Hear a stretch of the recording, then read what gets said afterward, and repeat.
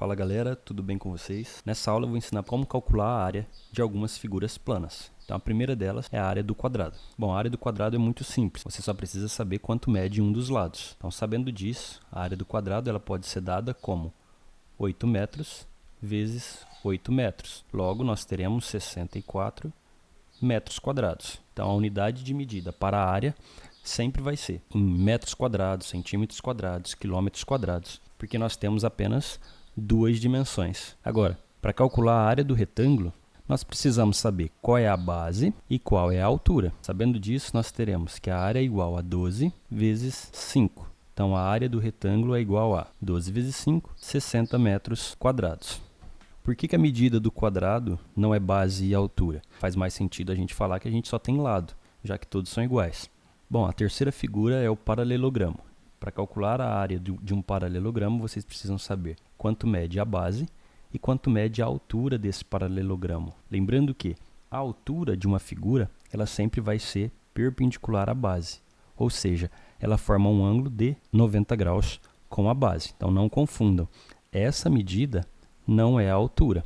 Então, por exemplo, se o exercício trouxer para vocês que aqui tem uma medida de 8 km, por exemplo, essa não é a altura desse paralelogramo, porque a altura tem que estar perpendicular à base, ou seja, formando um ângulo de 90 graus com a base. Já essa medida não forma um ângulo de 90 graus com a base. Bom, sabendo disso, a área do paralelogramo pode ser dado como 7 vezes 6. Logo, nós teremos 42 km quadrados. Quarta figura é o triângulo.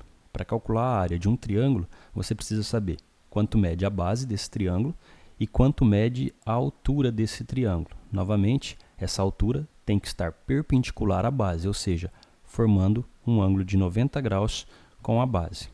Então, essa medida não é a altura do triângulo, nem essa. Então, sabendo disso, nós teremos que a área é igual a 6 metros, que é a base, vezes a altura, que é 9 metros, e isso dividido por 2. Logo, nós teremos 6 vezes 9, que é igual a 54 metros quadrados, dividido por 2, que é igual a 27 metros quadrados.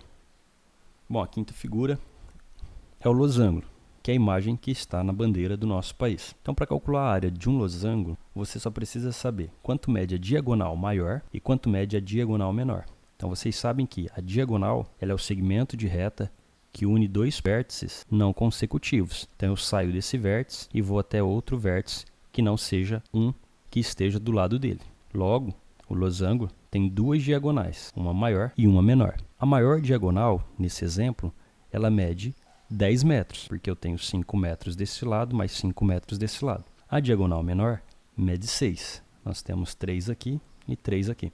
Então, a área, que é toda essa região em roxa, ela pode ser dada como a diagonal maior, que é 10 metros, vezes a diagonal menor, que é 6 metros, dividido por 2. Logo, nós teremos 6 vezes 10, que é igual a 60 metros quadrados, dividido por 2, nós teremos 30 metros quadrados. E acaba aqui. Bom, a última figura que a gente vai ver nessa aula é o trapézio.